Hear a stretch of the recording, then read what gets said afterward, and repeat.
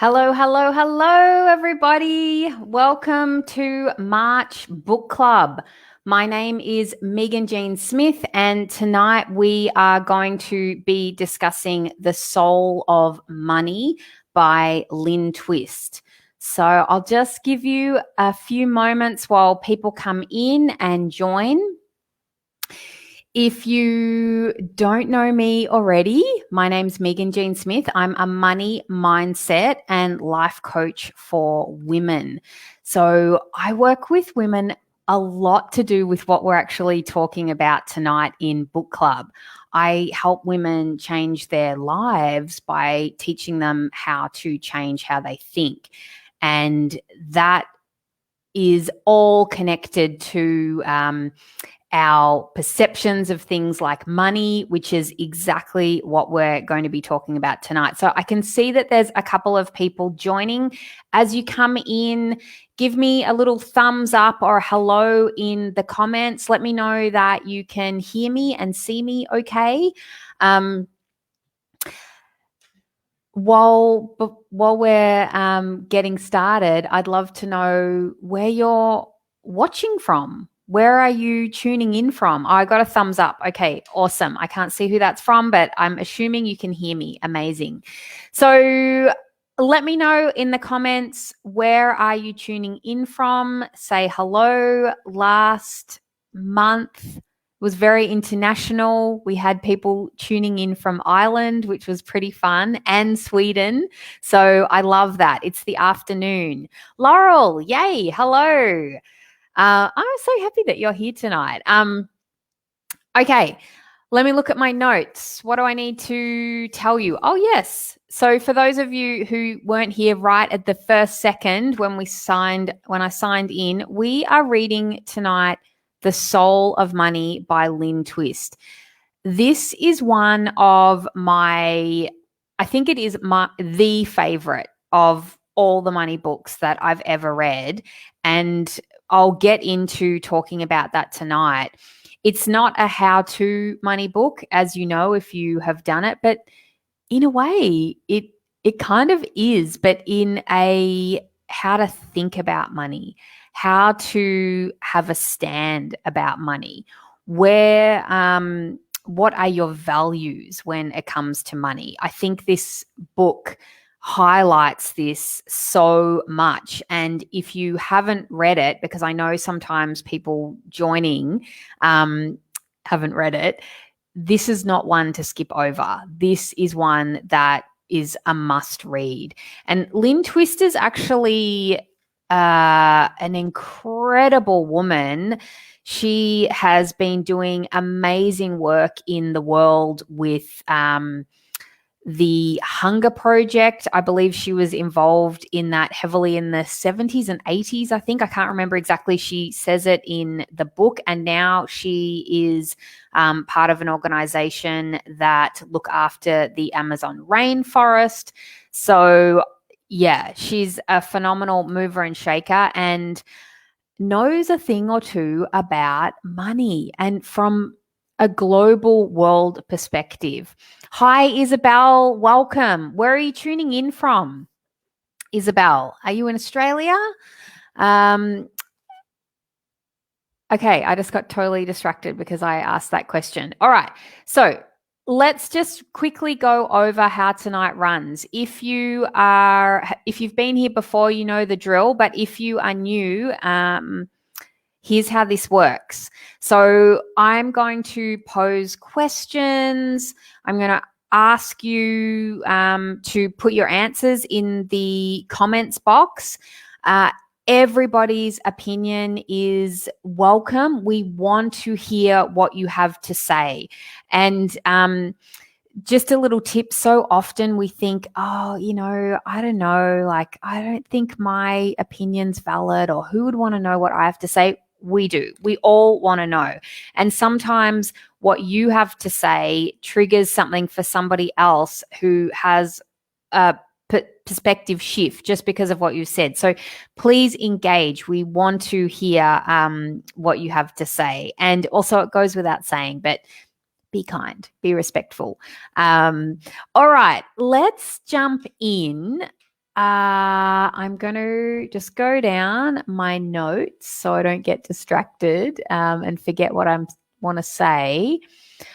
Okay, that's right. So I wanted to start by reading you a little passage tonight from the book. But before I do that, I'd love to know, my first question I always ask is, have you read the book? I have. I've actually read, of course I have. I read it a couple of months ago. I've been rereading sections, and I'm also actually currently doing one of Lynne Twist's trainings, online trainings. Hello, Nidhi, and hello, Colleen. First time to the lives. Welcome, Colleen. Great to have you here. And Isabel, you haven't read it. Don't worry. I'm going to do some guided stuff tonight, and it's going to be okay. All right. Let me read this section for you. I think this is so powerful, what she says just in the very start of the book. And I don't usually read sections of the book, but I want to read you quite a bit from the book tonight because it's just mind-blowing. Okay. Everyone is interested in money, and almost all of us feel a chronic concern or even fear that we will never really have enough or be able to keep enough of it. Many of us pretend money isn't important to us or think it shouldn't be. Many of us live openly with the accumulation of money as our primary goal. No matter how much money we have or don't have, the worry that we don't or won't have enough of it quickens our hearts around money issues. Who can relate, right? The harder we try to get it or even try to ignore it or rise above it, the tighter money's grip on us grows. I totally feel this. I want to talk to you all about this. Money has become a playing field where we measure our competence and worth as people. We worry that if we stop striving for more, we'll somehow lose our place on the team or lose our advantage. If we're not gaining ground, we feel that we're losing it. If we're not ahead of others financially, or at least even with them, we feel we're falling behind and need to catch up. That's the typical, what are the Joneses doing? That's saying the game can be exciting at times, scary at other times, but always the stakes are higher because on the playing field of money, if we're not winning, we're losing. Even when the game is going our way, we often feel a nagging disconnect, the gap between the way we imagine life should be and the way we are living it. Under the day-to-day pressures to earn more, buy more, save more, get more, have more, and to be more. Not even the wealthy find the peace and freedom with their money that you would think comes with having so much. It doesn't. And it truly doesn't. The more people that I work with, the more I just realize this is totally, totally true. It takes more to play the game in these circles, but the game is the same. You can be a CEO who earned $7 million last year, but if your golfing partner just turned a deal for $10 million and you didn't, that puts you behind in the money game. As the financial stakes get higher, the more there is to lose and the more demanding the game becomes to stay ahead. No one escapes the powerful push and pull of money. Everyone reacts to the ups and downs of money in their life. Whew. What do you think of that, right? So often, one of the most common things I coach on is, and just in everyday conversation, we think that over there is somehow better than here. So whatever our financial situation is right now, we think that if we improve that somehow or we earn more money, that over here in this future place is somehow better than here. And I would love to know your perspective on this. Do you think that your life would be better with more money? I'm so curious to hear your answers to this. I all the time go to think this, that, if I had more money, my life would be easier, or I would feel more secure, I would be safer, I would have more options if I had more money, I would feel happier.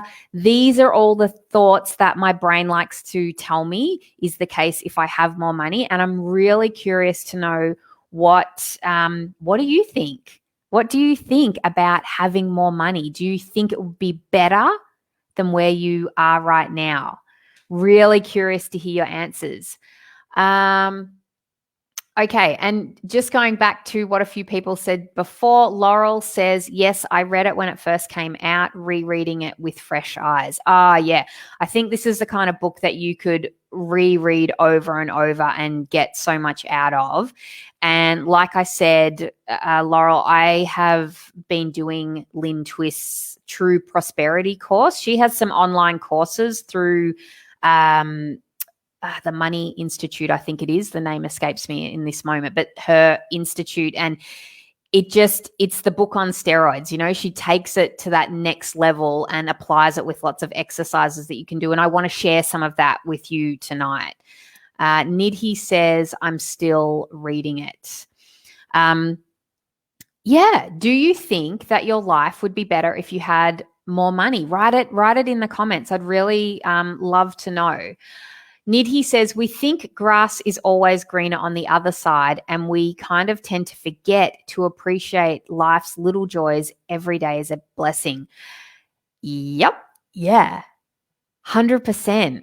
Like, one of the biggest takeaways that I got from this book is that when we want more, when we need more, when we're in the pursuit of money, we are always in lack. We are always in insufficiency, not enough, because we desire more. And that word pursuit, I heard somebody talking recently about the pursuit of money and creating money, and they're two very different things. And Lynne Twist just dissects this whole concept in the book about we live in this scarcity culture. It's all around us. You need to wear more wrinkle-free face cream so you look younger. You have to buy these clothes so you look hipper. You need to get a better car. You need to get a promotion. You have to earn more money. You need to move to a better area. You need to get clothes that have a name brand on them. It's like more, right? This consumer culture where we constantly are seeking more and more. The catchphrase is more is better. And so if you feel like more is better, you're totally not alone. Okay. We're what's the word? We're surrounded by it. It's everywhere, in advertising, in messaging. It's part of our culture, and it's nothing to shame yourself for or feel bad about if you get caught up in that too. I mean, I get caught up in it. Like, there's nothing wrong with that. But the piece here, and what Lynne really points out in the book, is to be aware of it. Create awareness around it. Okay, so Colleen says, so true about the word pursuit of money. Yes, right? And because it's like we're pursuing it, we want it, we need it, because we don't have enough of it, or we don't have it, right? And that's a totally different place to come from than I'm creating money. I'm making money. I'm doing something that creates more money in the world to use intentionally and deliberately, or to direct the flow of money the way that I want it to go. Really, really important distinction. All right, let's keep going. So I'm really would like to know too, one of the questions that I had written down is, what are your first thoughts when you think of money? Like when you think of money, what's the first thing that comes to mind? And for me, oh my gosh, for what feels like forever, it was always, I don't have enough. Always, always. And now I think I go to that thought less. But it still comes up definitely. And it's exactly what I was just talking about. Like it doesn't matter how much more money I make or, the investments I have. It's like this really well practiced thought that I don't have enough. But it's just a thought. All right, I'll talk more on that later, but I'm really curious, when you think of money, what comes to mind? What is the first thought that comes to mind? Write it in the comments. I think it would be interesting for everybody to hear. Because money is actually a human invention. We invented money. It's just something that we use. It's a tool. Okay, Colleen says pressure. Yes. Nidhi says abundance and security. Yeah, security's one for me too, Nidhi, that comes up, like that feeling. Bridie says, hey, Bridie. Bridie says freedom. Yes, yes. Isabel says freedom. Yeah. Totally. Like money gives us options. I mean, it actually does. When you have more money, you have more options, right? But it's interesting the default places that we go to when we think of money. And often we have these thoughts about money, we have these feelings about money, but we're just not even aware. We haven't intentionally examined it. So I want to do that with you tonight in a little exercise. Just on the topic of this man-made tool that we've made, Lynne writes in the book, money has only the power that we assign to it, right? It's like a hammer. A hammer is a tool. We use it to do things. It's the same with money, and it only has the power that we assign to it. Like a hammer sitting in the tool shed it's doing nothing. It's just what we decide to do with it. And it's the same with money. But she says we have assigned it immense power. We have given it almost final authority. If we look only at behavior, it tells us that we have made money more important than we are, given it more meaning than human life. Humans have done and will do terrible things in the name of money. They have killed for it, enslaved other people for it, and enslaved themselves to joyless lives in pursuit of it. I mean, I don't want to put a dampener on the evening, but I really can relate to this.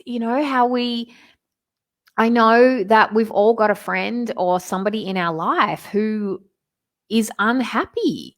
They go to work every day. They hate their job. Why are they doing that? Why are they doing it? It's a slave to money, just like what Lynne's saying. Like when we don't examine it, when we don't intentionally look at money and embrace money for what it is, a tool, we can get, carried away and assign money this ultimate power. But it's actually us doing it. It's not the money. Okay. Let me read the comments. Laurel says, I have done that thought. Will I don't have enough to get the things I need? Yeah. Oh, meant to say, will I have enough for the future? Yes. Yeah. So we think thoughts about money.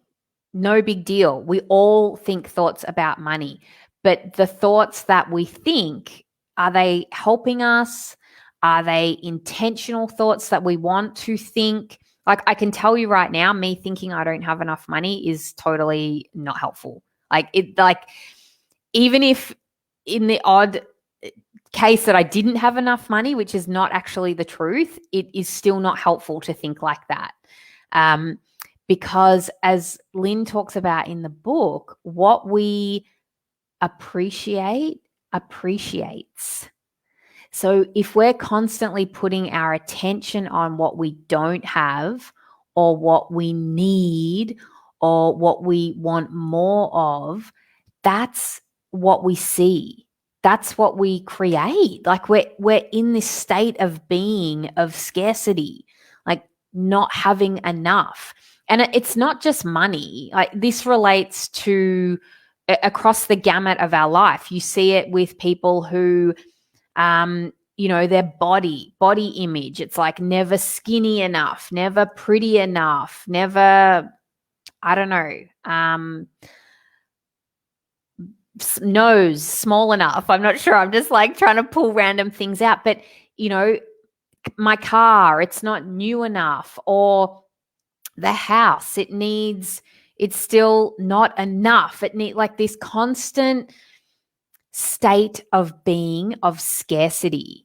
And I think this is the key message that Lynne is talking about in this book, that when we approach money from this angle, this state of being in scarcity, that is when we do the damage. That's when we do the damage to ourselves, to our well-being, to the environment. She talks a lot about the state of the world and the environment in the book, and how with that, what I was just saying, that example that I read from her about we assign money this immense power, and then it's so we have to do things in pursuit of money and at the cost of the earth, our environment, of our well-being. Okay, so I'm getting pretty deep and heavy here, and I would love to know what are your thoughts around this. Please put your comments in. I'd love to hear. Do you think that that we have assigned a lot of power to money, or do you disagree? Do you think no, we haven't? I'm really curious, and love to know your thoughts. All right, so while I'm just waiting to hear what you've got to say, I want to take the opportunity to take you through a little exercise. And I would be delighted if you would write your answers in the comments. For those of you who might be lurking in the background and you want to just write it on paper, that's totally fine too. But this is an exercise that I learned from Lynne Twist, and it's about creating awareness around your relationship with money, how you are being with money, and what you are doing with money. So the first step is to write down how are you being with money? And when I say how are you being with money, what I mean by that, and remember, this is an awareness. So there's no right or wrong. You can't get this wrong. Okay. This is just for you to create awareness around your relationship with money. And just by doing this exercise, you're going to deepen your relationship with money in a more positive way, because you're going to create awareness for yourself. So it's, when I say how are you being with money, it's how do you feel about money, right? So are you always wanting more? Are you embarrassed about talking about money? Do you feel excited about money and you share information about money? Or do you feel shame or unsure about money or disconnected with money? How are you being with money? I'd love to hear what you have to say in the comments. And when I did it, it was actually quite positive, because I have a podcast about money. I'm on here every week every month talking about money. Like, I have over time created a really positive relationship with money. And so I have a lot of positive things to say about it. Like, I feel I feel good about it. I love my relationship with money, and I love being connected to my money and nurturing it and looking after it and being a good custodian of it. Sometimes I feel frustrated with money, not as often as I used to. But in general, there's some of my thoughts and feelings around how I'm being with money. I'm very open with money. I talk to people about it. I share information about money. I feel a connectedness to my money. Okay, so I'm just going to go read through the comments. So Colleen says, just going back to what I said before, definitely people will do crazy things for money, right? Absolutely. Bridie says, I never feel I know enough about money. Interesting. So that's coming from that place, Bridie, that I was talking about at the start, from that scarcity. It's like, when will you know enough? Like, how will you know when you know enough about money, right? What if you just knew enough about money right now, right? Like, it's actually a state of being. So this is why I love doing this exercise, because it really highlights, it creates so much awareness for us. Nidhi says, I've taken control of my relationship with money for the past 1.5 to 2 years. Know where I am, what I'm doing, sailing gradually in the right direction. My husband has been a big support on this journey. Awesome. Gemma says, have no relationship with money that are positive. Right? So that's a great thing to know, Gemma, because you have awareness about that. And when you have awareness, you can change, right? Laurel says, vacillating, mostly aware. Gemma says, try not to have an awareness because it scares me. Right. So that's how you're being with money, right? You're avoiding money. You're scared of money. Okay. So that's when it comes to money, that's how you're being with money. Isabel says, intimidated by money. Yeah. All so normal, ladies. Like, all these things are very, very common. Okay. So the next step is, how are you, how, it's probably not the right word. What are you doing with money? Okay. So what I want you to do is think about what you do with money. So when you get a bill, do you pay your bills on time, or do you just push them aside? Do you save a lot of money? Do you save a small amount of money? Do you save money irregularly, or do you not save money at all? Do you spend more money than you earn? Do you save lots of money and never spend any money? Do you use your money to invest in things? Do you put your money towards things that you care about, like in a charity or things like that? Do you support other people with your money? Are you what else? What else can I think of? Some other examples. Do you hold money in bank accounts without spending it, like not actually having to have anything to do with, like when I say having anything to do with it, I mean not having a purpose for it. It's like you can just have money in your bank account and be at peace with that. Or do you have money in your wallet all the time? Or do you never have money in your wallet? So it's just all the things that you do with money. Colleen says, confidence with money has grown as I have become more aware of how to manage it. Yeah. Bridie says, I bought a book today on investing. So what you're doing is educating yourself around money. Isabel says, have an account for bills, all bills directly debited. Right? So you can get really detailed with this. And what I would encourage you to do is actually do this exercise over like a week. Have a little notepad and just write down when you notice things, like how you're thinking about money. Are you generous with money?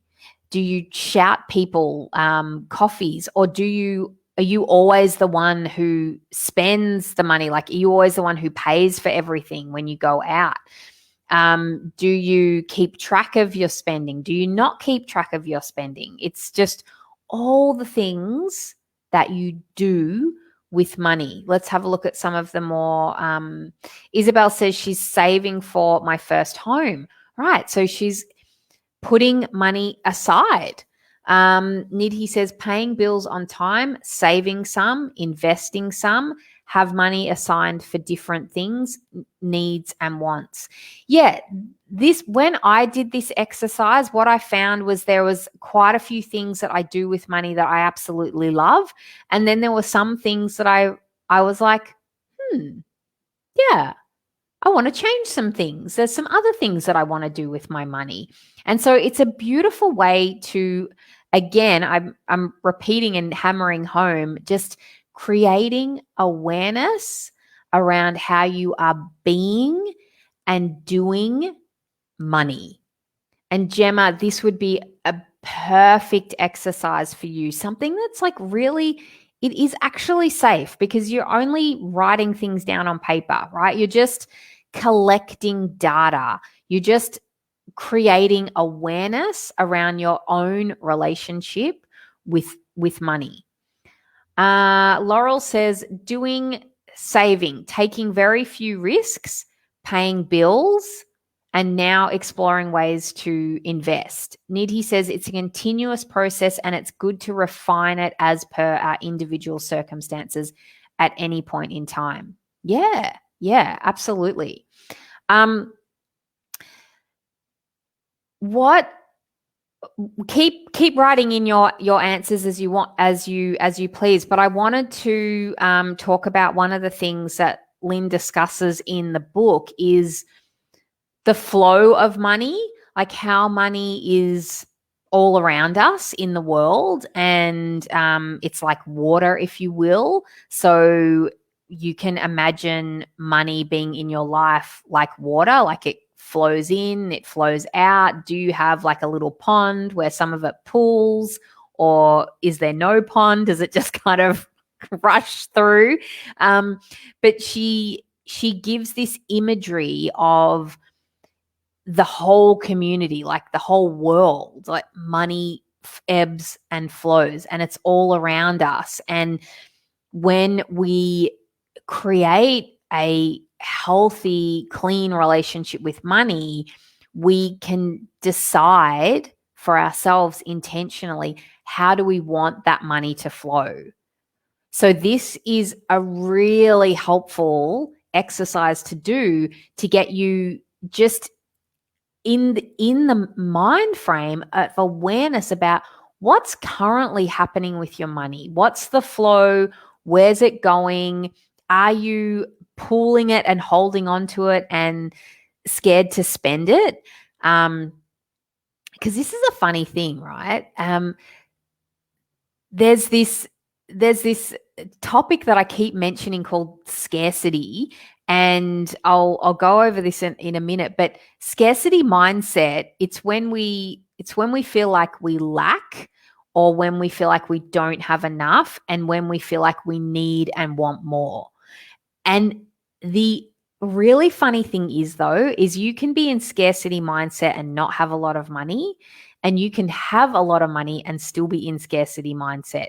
So what I mean by that is you could have a savings account, or you could have plenty of money, and yet you won't even go out and buy yourself, I don't know, some new underwear, because you're too scared to spend your money because you think that you're going to run out of it, or that you're not going to be able to get more. It's like you've built a little dam and you're keeping all the water in, like when we talk about that flow, because we're worried that we're not going to get more. Yeah, so it's just so fascinating to create that space about how are you being and doing with money. Okay, just checking the comments. All right. So I'm curious to know, what's your definition of scarcity? Like, what do you think scarcity is? Have you heard this term before? Do you know what I mean when I say scarcity mindset? Has that come up for you before? Because I actually recently did a little mini training on Instagram, and if you guys haven't, if you're not following me on Instagram, I actually do little mini trainings over there, all to do with money. So go and check that out. But I just recently did a training on scarcity mindset and what it is, because one of my clients said to me, yeah, I hear this all the time, scarcity mindset, but I don't actually know what it means in terms of my life and how it applies to me and whether I have scarcity mindset. And it's just simply that that idea that you don't have enough, that you lack in some way. And for women, oh, mate, I see it all the time with I'm not good enough, right? That is scarcity in a nutshell. It's being in a state of being where we feel like we are not enough or don't have enough. And generally, when we're in that state, we want more, we desire more. Christina says, "Oh, that sounds like me." Yeah, you're not alone, Christina. Gemma says, "As you've said before, it can be scarcity in other forms." Yeah. Absolutely, not just money. I mean, all this stuff that I talk about with money, it really is applicable in all areas of your life. Gemma says, oh, thanks, Gemma. Very good workshop on Instagram. Thank you. Nidhi says, idea of lacking in something or another away. Yeah. So let's move from scarcity into sufficiency. And this is what Lynne is talking about in the book all the way through. Can you get to a place of sufficiency? And why is sufficiency important? Because when we feel sufficient, when we live in the state of being sufficient, what that means is that we get to be enough, right? Like, such an awesome place to be in. And I'm speaking, and I'm not saying that you ladies are in this place, but from a very experienced, practiced person of feeling like I'm not good enough, being in the state of being, of feeling enough, is really powerful. It is an amazing place to live your life from, where you don't have to be or do or have anything to be enough. You just are, right? It's a state of being. And it relates to money as well, because when we tap into the sufficiency of money, we're not in the pursuit of it, right? Colleen, going back to that word, pursuit. We're not pursuing it. We don't need it. We don't have to get it. Sure, we can create more. We can create as much as we want, but we're not trying to grasp it and grab it because we don't have enough. And that is the difference between scarcity and sufficiency.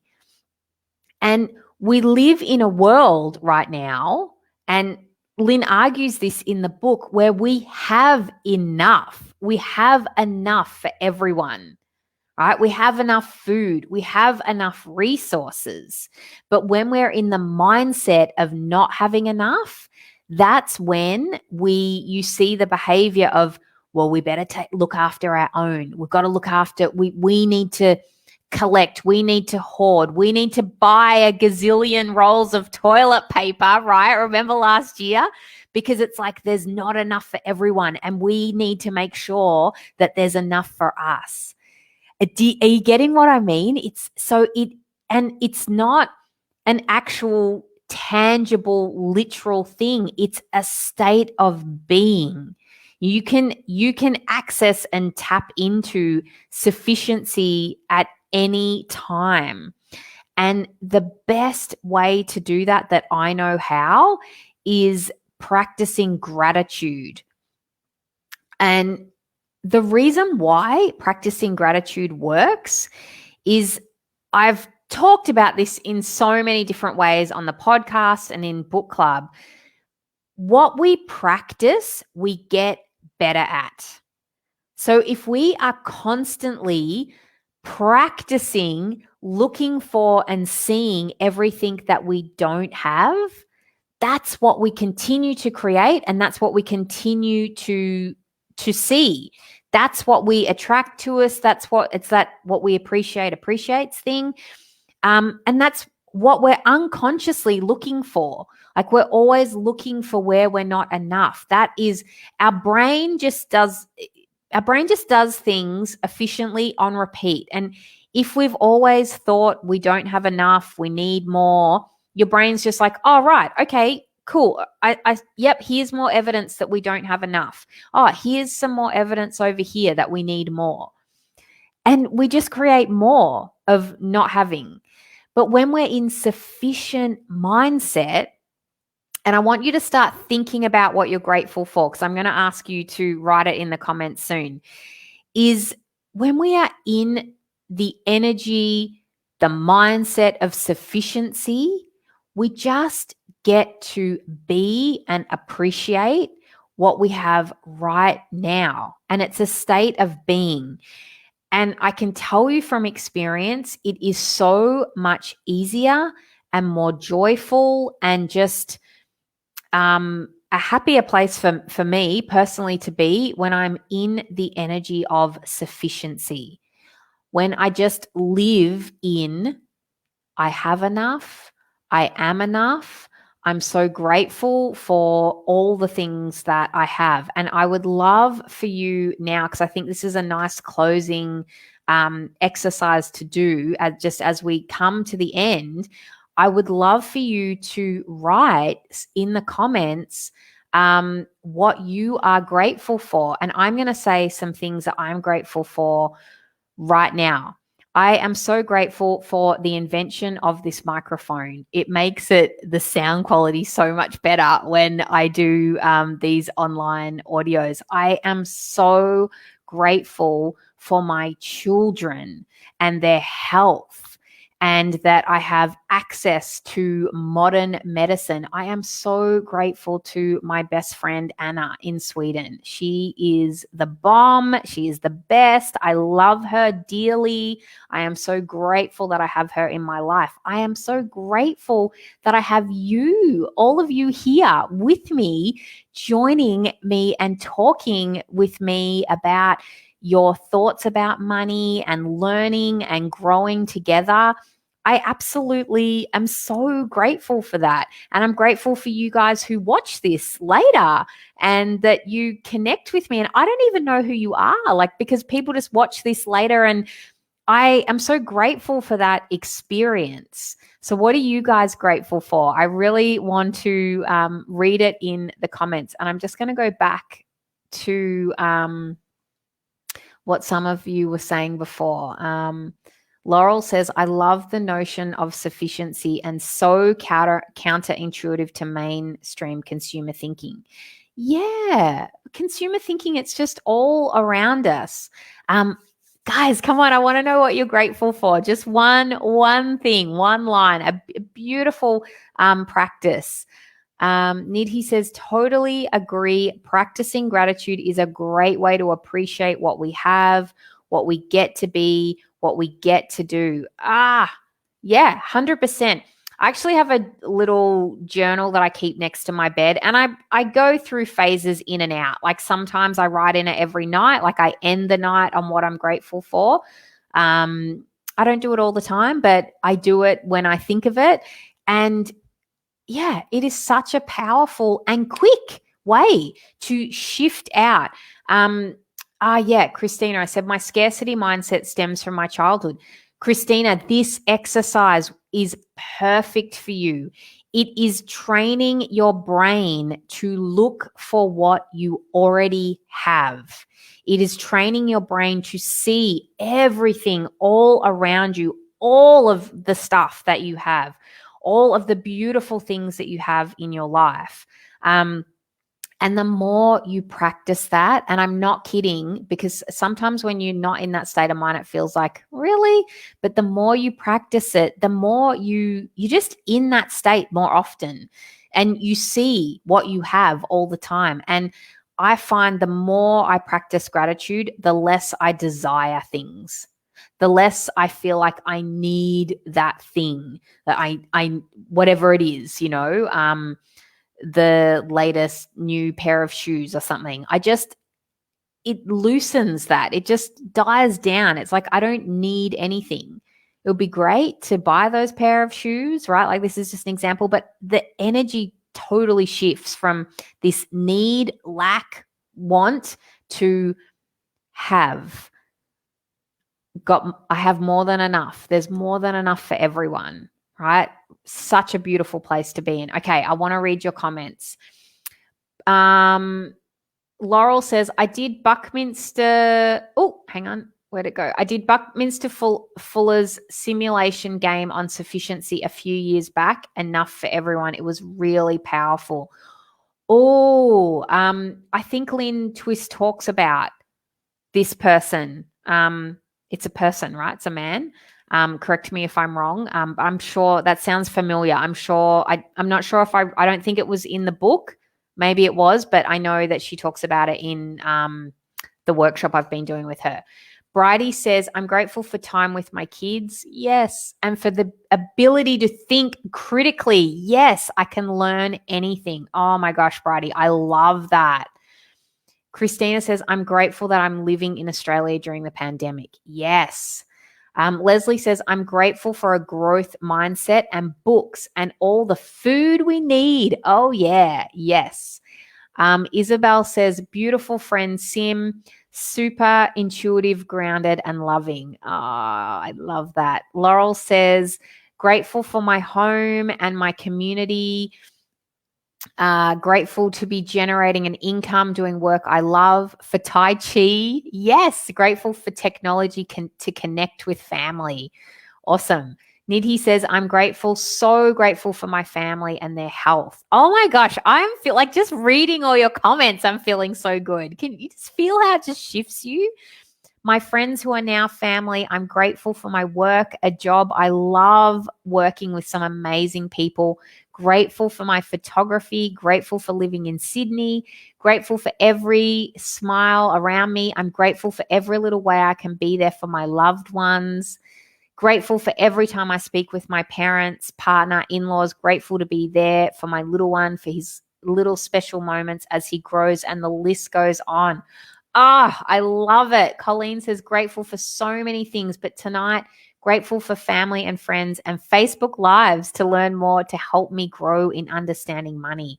Amazing, Colleen. Laurel says, yes, she does talk about him in the book. Okay, thank you, Laurel. Okay. All right, so I wanted to end. I've got a few more things that I want to cover before we wrap up. But I just wanted to end with, she writes a passage on page, I've got it.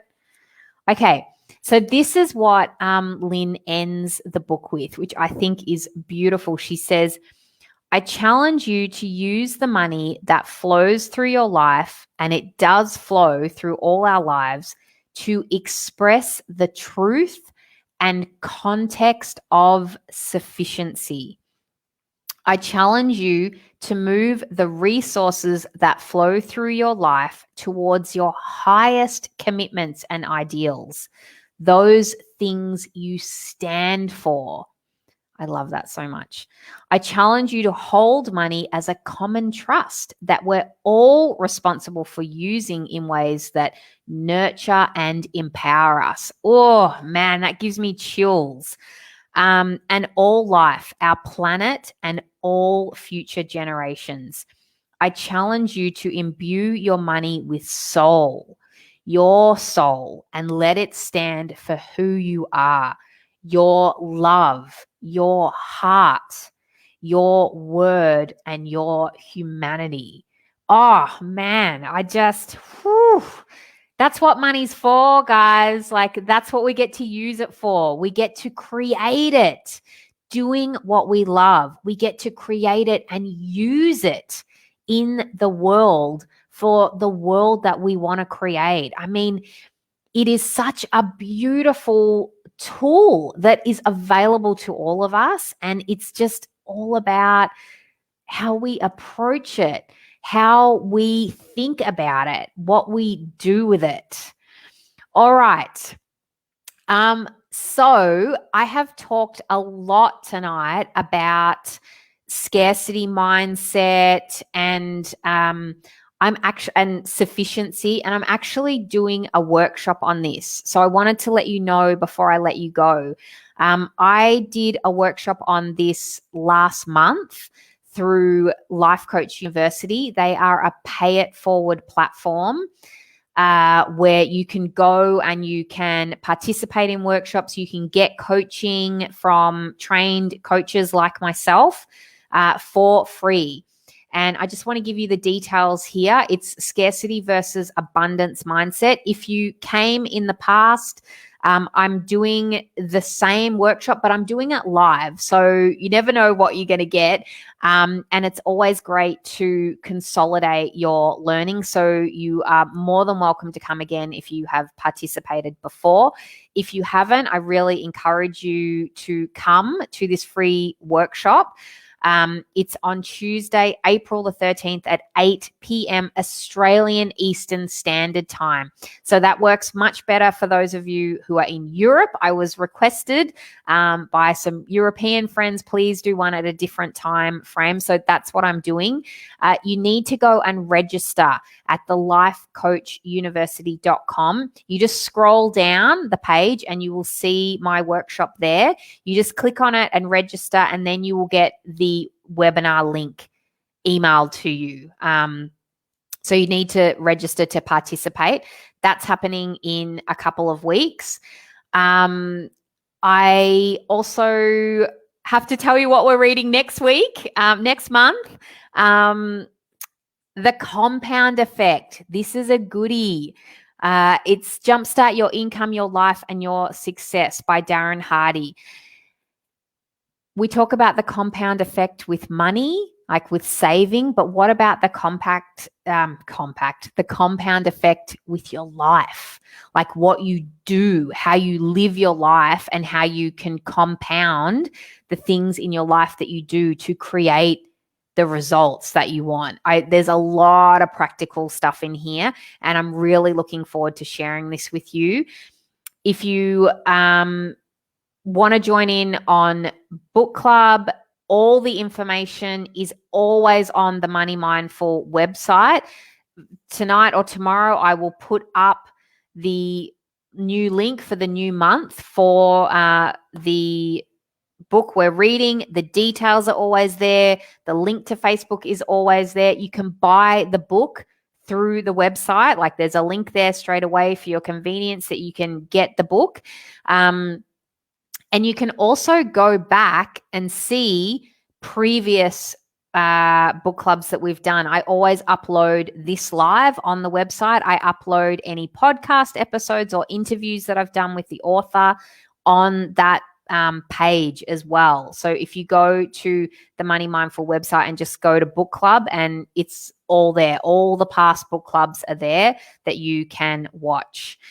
Okay. And while you're there, if you're interested in learning more about your mindset, how to change your mindset, how to apply this work in a practical way in your life, I am a life coach. That's what I help people do.